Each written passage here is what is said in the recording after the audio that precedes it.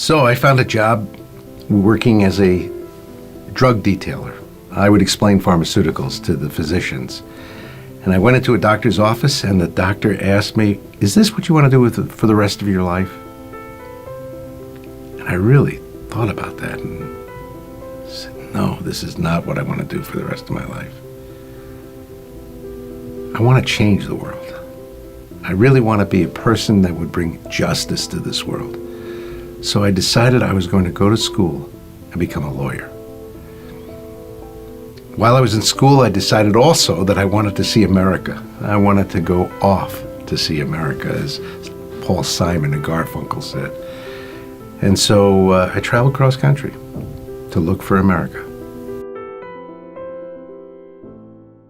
We were pretty well off as a family, and so outwardly I had everything a person could ask for. And yet within my very being, within my very heart, was a restlessness.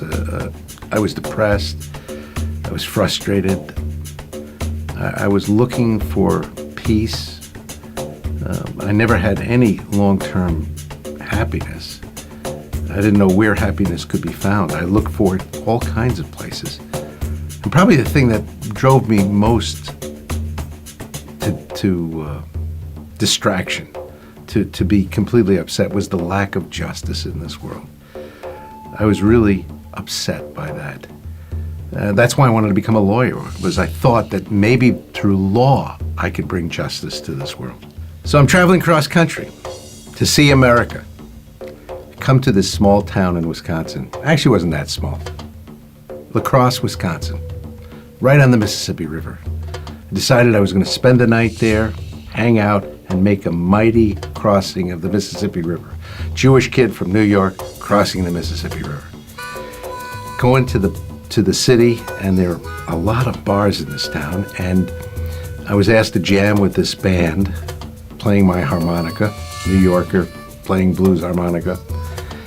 And there was a girl there, just absolutely beautiful. Blonde hair, blue eyes, a Wisconsin Dairy Queen. That's all I could think of. I mean, she was just beautiful. And moreover, she was fascinated with me. She thought I was great.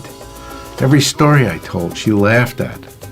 She was just wonderful, kind, gracious. And then she introduced me to her friends. They were all Jesus freaks. Jesus. So these Christians started telling me about Jesus.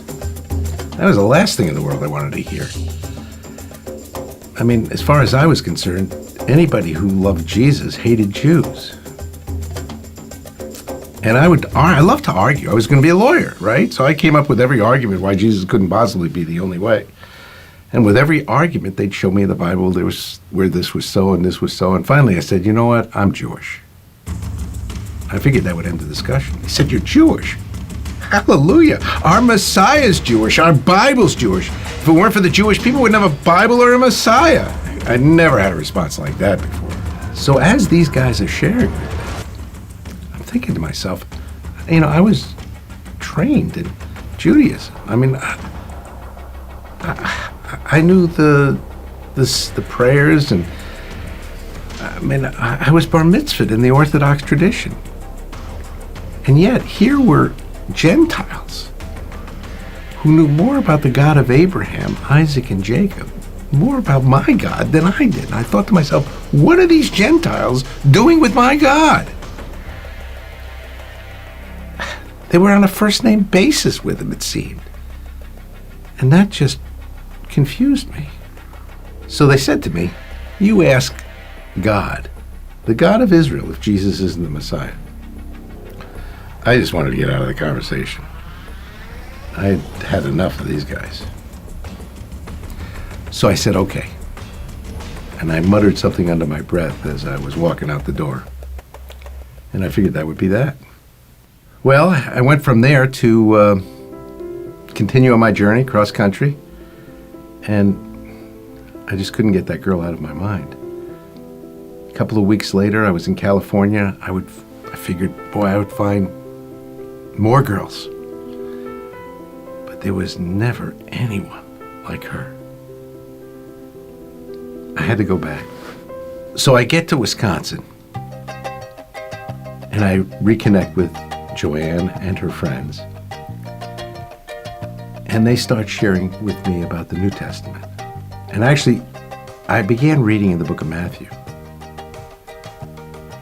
And as I read Matthew, I was just blown away. It begins with, this is the genealogy of Jesus, the Messiah, the son of Abraham, the son of David.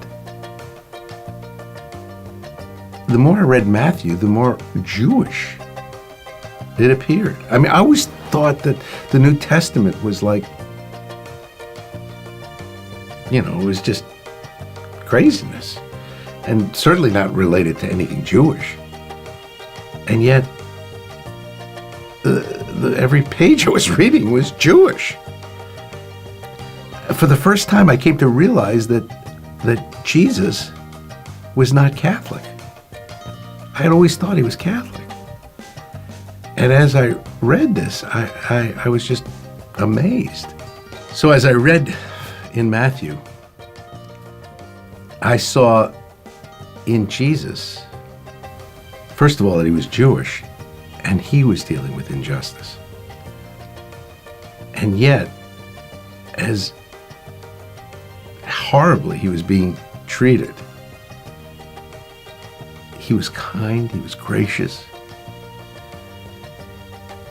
and yet he continued to love.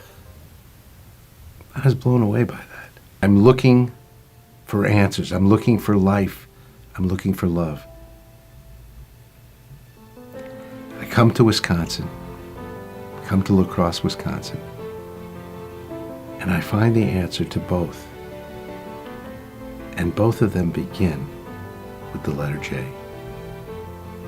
Jesus, the Jewish Messiah, and Joanne, a beautiful blonde. And now I have both. Since I've come to this relationship with God through Jesus, I've experienced incredible peace, incredible joy. I also have come to understand what life is all about, and I'm able to share it with others. And I'm seeing the joy that I have is transferable to others, and I'm seeing other lives changed.